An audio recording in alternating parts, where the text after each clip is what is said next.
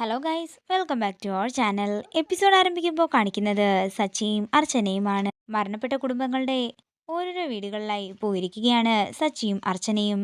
അങ്ങനെ നക്കാപ്പിച്ച പൈസ കൊടുത്തൊന്നും ഇവരെ ഒഴിവാക്കാമെന്ന് നിങ്ങൾ കരുതണ്ടെന്ന് അവിടെ കൂടിയിരിക്കുന്ന നാട്ടുകാരിൽ ഒരാൾ പറയുമ്പോൾ അർച്ചന പറയുകയാണ്, മരിച്ചുപോയവരുടെ കുടുംബങ്ങൾക്കെല്ലാം 50 ലക്ഷം രൂപ കൊടുക്കാമെന്നാ ഞങ്ങൾ പറഞ്ഞിട്ടുണ്ടായിരുന്നത്. അത് കൊടുക്കാനുള്ള ചെക്കുമായിട്ടാണ് ഞങ്ങളിപ്പോൾ ഇവിടെ എത്തിയിരിക്കുന്നത്. നിങ്ങളുടെ 2 മക്കളുടെയും തുടർന്നുള്ള പഠന ചിലവും ഞങ്ങൾ തന്നെ ഏറ്റെടുത്തോളാം. ഒന്നുകൊണ്ടും വിഷമിക്കേണ്ടെന്നും നിങ്ങൾക്ക് എന്ത് സഹായം വേണമെങ്കിലും ഞങ്ങൾ മുന്നിൽ തന്നെ ഉണ്ടാകുമെന്നും സച്ചിയും അർച്ചനയും പറയും. ആ വീട്ടുകാര് കരഞ്ഞുകൊണ്ട് അർച്ചനയോടും സച്ചിയോടും നന്ദി പറയുന്നതാണ് കാണിക്കുന്നത്. പിന്നീട് കാണിക്കുന്നത് സച്ചിയും അർച്ചനയും കോടതിയിലെത്തിയിരിക്കുന്നതാണ്. അതേസമയം തന്നെ അവന്തികയും കോടതിയിലേക്ക് വരുന്നു. അതേസമയം തന്നെ സേതുവിനെ പോലീസുകാര് അങ്ങോട്ടേക്ക് കൊണ്ടുവരുമ്പോൾ സേതു സച്ചിയും അർച്ചനയും നോക്കാതെ നേരെ അവന്തികയുടെ അടുത്തേക്ക് ചെല്ലുകയാണ്. അച്ഛൻ ഒന്നുകൊണ്ടും വിഷമിക്കണ്ട. ഏറെ പോയാൽ ഒരു ദിവസം അച്ഛൻ എന്താണെങ്കിലും ഹൈക്കോടതിയിൽ നിന്നും ജാമ്യം കിട്ടിയിരിക്കും. പോറ്റി സാറ് അതിനുവേണ്ടിയുള്ള എല്ലാ കാര്യങ്ങളും ചെയ്തു വെച്ചിട്ടുണ്ടെന്നും അവന്തിക പറയുമ്പോൾ എനിക്ക് മോളെ വിശ്വാസമാണെന്നും ഇപ്പൊ തന്നെ മോള് അച്ഛനു വേണ്ടി അനുഭവിക്കുന്ന ത്യാഗങ്ങളും കഷ്ടപ്പാടുകളും ഒക്കെ തന്നെ അച്ഛൻ അറിയാമെന്നും സേതു പറയുന്നു. പിന്നെ അച്ഛന് മോളോട് ഒരു കാര്യം കൂടി പറയാനുണ്ട്. ആവർത്തിച്ചു പറയേണ്ട കാര്യമില്ലെന്ന് അച്ഛൻ അറിയാം. അച്ഛൻ ജയിലായത് പോട്ടെ, നന്ദന്റെ കാര്യത്തിൽ എന്നതുപോലെ കമ്പനി കാര്യങ്ങളിലും ഇനി മോളുടെ ശ്രദ്ധയൊന്നു വേണം. നന്ദൻ ചെയ്തുകൊണ്ടിരുന്ന കാര്യങ്ങളെല്ലാം ഇനി മോള് വേണം കമ്പനിയിൽ ചെയ്യാൻ. അച്ഛൻ പറയുന്ന എന്ത് കാര്യങ്ങളും ചെയ്യാൻ ഞാൻ ഒരുക്കമാണെന്ന് അവന്തികയും പറയുമ്പോൾ ഇത് കേട്ട് ഞെട്ടലോടെ നിൽക്കുകയാണ് സച്ചിയും അർച്ചനയും. തുടർന്ന് വക്കീലിനെ കാണാനായിട്ട് സച്ചി അകത്തേക്ക് പോകുമ്പോൾ അവന്തിക അർച്ചനയുടെ അടുത്തേക്ക് ചെല്ലുകയാണ്. അല്ല, നിങ്ങളുടെ വക്കീൽ എവിടെ പോയി? നീ കണ്ടില്ലേ, അച്ഛനൊന്ന് നിന്നെ ഒന്ന് നോക്കാതെയല്ലേ എൻ്റെ അടുത്തേക്ക് വന്നത്. അതിന്റെ കാരണം എന്താണെന്ന് എനിക്ക് നന്നായിട്ട് അറിയാമെന്ന് അർച്ചനയും പറയുന്നു. അതിന്റെ കാരണമേ നിന്റെ വയറ്റിൽ കിടക്കുന്ന ഈ കുഞ്ഞ് തന്നെയാടിയെന്ന് അവന്തിക പറയുമ്പോൾ ഏട്ടത്തി ഉണ്ടാക്കുന്ന കുത്തിത്തിരിപ്പൊക്കെ എനിക്ക് നന്നായി തന്നെ അറിയാമെന്ന് അർച്ചനയും പറയുന്നു. അച്ഛൻ എന്നോടിങ്ങനെ പറഞ്ഞതിൽ എനിക്ക് വിഷമമുണ്ട്. പക്ഷെ അച്ഛൻ സത്യങ്ങളൊക്കെ അറിയുന്ന ഒരു ദിവസം വരുമല്ലോ.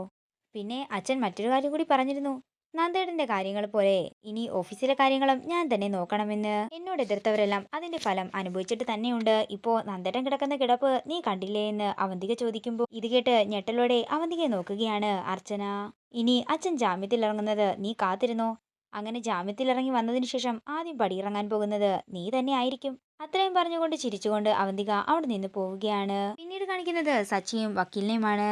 മരണപ്പെട്ട 2 കുടുംബങ്ങളിൽ നിന്നും പരാതിയൊന്നുമില്ലെന്ന് കിട്ടിയതുകൊണ്ട് തന്നെ നമുക്കിനി ജാമ്യത്തിന് വേണ്ടി നന്നായി തന്നെ ശ്രമിക്കാം. അവന്തികയെടുത്ത് ഏർപ്പാടാക്കിയ വക്കീല് എന്തെങ്കിലും ജാമ്യത്തിന് ശ്രമിക്കുന്നുണ്ടോ എന്ന് സച്ചി ചോദിക്കുമ്പോൾ അദ്ദേഹം അങ്ങനെയൊന്നും ചെയ്തിട്ടില്ലെന്നും ഉണ്ടെങ്കിൽ തന്നെ എനിക്ക് അവരുടെ ഓഫീസിൽ നിന്നും അതിനെക്കുറിച്ചുള്ള ഇൻഫർമേഷൻ കിട്ടുകയായിരുന്നല്ലോ എന്നും വക്കീൽ ചോദിക്കുന്നു.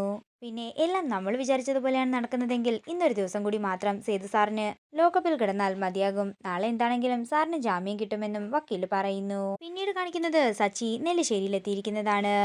സച്ചി നന്ദന്റെ മുറിയിലേക്ക് ചെല്ലുമ്പോൾ നന്ദൻ മുറിയിലുണ്ടായിരുന്നില്ല. തുടർന്ന് നന്ദേട്ട എന്ന് സച്ചി വിളിക്കുമ്പോഴേക്കും സച്ചിക്ക് ഒരു ഫോൺ കോൾ വരികയും സച്ചി പുറത്തേക്ക് ഇറങ്ങി പോവുകയും ചെയ്യുന്നു. പെട്ടെന്നാണ് നന്ദനെ കട്ടിലിൽ കണ്ടില്ലല്ലോ എന്ന് സച്ചിക്ക് ഓർമ്മ വരുന്നത്. സച്ചി മുറിയിലേക്ക് ചെല്ലുമ്പോൾ നന്ദൻ കട്ടിലിൽ തന്നെ കിടപ്പുണ്ടായിരുന്നു. നന്ദേട്ടൻ എവിടെയായിരുന്നെന്ന് നേരത്തെ എന്ന് ചോദിച്ചുകൊണ്ട് സച്ചി തട്ടി വിളിക്കുമ്പോൾ നന്ദൻ കണ്ണ് തുറന്നുകൊണ്ട് സച്ചിയെ നോക്കുകയാണ്.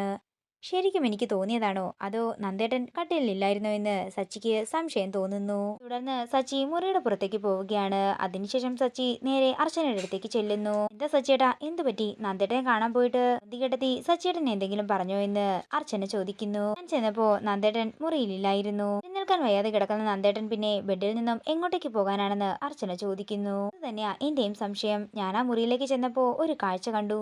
പറഞ്ഞുകൊണ്ട് നടന്ന കാര്യങ്ങളെല്ലാം അർച്ചനയോട് പറയുകയാണ് സച്ചി. എന്ത് മാജിക് ആണെന്നാ എനിക്ക് മനസ്സിലാകാത്തത് എന്നൊക്കെ സച്ചി പറയുമ്പോൾ അർച്ചന പറയുകയാണ്, ഒരു ദിവസം ഞാനും നന്ദേട്ടന്റെ മുറിയിലേക്ക് ചെന്നിരുന്നു. റൂമിന്റെ ഡോറ് അടച്ചിട്ടിരിക്കുകയായിരുന്നു. പക്ഷെ ആരോ വാഷ്റൂമിൽ ഉണ്ടായിരുന്നു. നന്ദേട്ടൻ മുറിയിലുണ്ടാകുമെന്ന് കരുതി ഞാൻ കുറച്ചുനേരം കാത്തു നിന്നു. കുറച്ചു നേരം കഴിഞ്ഞപ്പോ ഷവറിന്റെ ശബ്ദം നിന്നു. അതേസമയം അവന്തികേട്ടത്തി പുറത്തു നിന്നാണ് മുറിയിലേക്ക് വന്നത്. ഞാൻ മുറിയുടെ പുറത്ത് നിൽക്കുന്നത് കണ്ടിട്ട് എന്നെ കുറെ വഴക്ക് പറയുകയും ചെയ്തു. അവന്തികേട്ടത്തി കതക് തുറന്നപ്പോ നന്ദേട്ടൻ കട്ടിലിൽ കിടക്കുന്നത് ഞാനും കണ്ടതാ. ചിലപ്പോ നമുക്ക് തോന്നിയതാകുമെന്ന് സച്ചി പറയുമ്പോ വക്കീലിനെ വിളിച്ചിരുന്നോ എന്ന് അർച്ചന ചോദിക്കുന്നു. എത്ര വലിയ വിഷമങ്ങൾ വന്നാലും ആ കുടുംബത്തെ നമ്മള് ചേർത്ത് തന്നെ പിടിക്കണം സച്ചിയേട്ടാ എന്ന് അർച്ചന പറയുന്നു. രാത്രിയാകുന്നു. പിന്നീട് കാണിക്കുന്നത് അവന്തികയുടെ അഡ്വക്കേറ്റ് അവന്തികയെ വിളിക്കുന്നതാണ്. അഡ്വക്കേറ്റ് വഴി അർച്ചന ചെയ്ത ആ ഫയലുണ്ടല്ലോ, ചിലപ്പോൾ നാളെ സേതുമാധവന് ജാമ്യം കിട്ടാൻ സാധ്യതയുണ്ട്. നമ്മുടെ പ്ലാനിങ് തെറ്റുമോ സാറെന്ന് അവന്തിക ചോദിക്കുമ്പോൾ അതിനേക്കാൾ ഒരുപടി മുമ്പിലാണ് അർച്ചനയെ മരണപ്പെട്ട കുടുംബങ്ങളുടെ അടുത്ത് നിന്നും അർച്ചന കൺസെന്റ് എഴുതി വാങ്ങിയിട്ടുണ്ടെന്നും അത് ചിലപ്പോൾ ഒരു മുഖ്യ തെളിവായി തന്നെ എടുക്കാമെന്നും വക്കീൽ പറയുന്നു. അഥവാ അർച്ചന കാരണം ജാമ്യം കിട്ടിയാലും അത് നമ്മൾ വഴി കിട്ടിയതാണെന്ന് വരുത്തി തീർക്കാൻ എന്ത് ചെയ്യണമെന്ന് അവന്തിക ചോദിക്കുമ്പോൾ അതിനൊരു വഴിയുണ്ടെന്ന് പറയുന്നത് പോലെ ചെയ്താൽ മതിയെന്നും വക്കീൽ പറയുന്നു. തുടർന്ന് വക്കീലിനോട് നന്ദി പറഞ്ഞ് കോള് കട്ട് ചെയ്ത് ചിരിച്ചുകൊണ്ട് നിൽക്കുന്ന അവന്തികയെ കാണിച്ചുകൊണ്ട് ഇന്നത്തെ എപ്പിസോഡ് ഇവിടെ തീരുകയാണ്. വീഡിയോ ഇഷ്ടമായെങ്കിൽ മറക്കാതെ ലൈക്ക് ചെയ്യുക, ഷെയർ ചെയ്യുക, കമൻറ്റ് ചെയ്യുക. കൂടുതൽ സീരിയൽ അപ്ഡേറ്റ്സിനായി മറക്കാതെ സബ്സ്ക്രൈബ് ചെയ്യുക.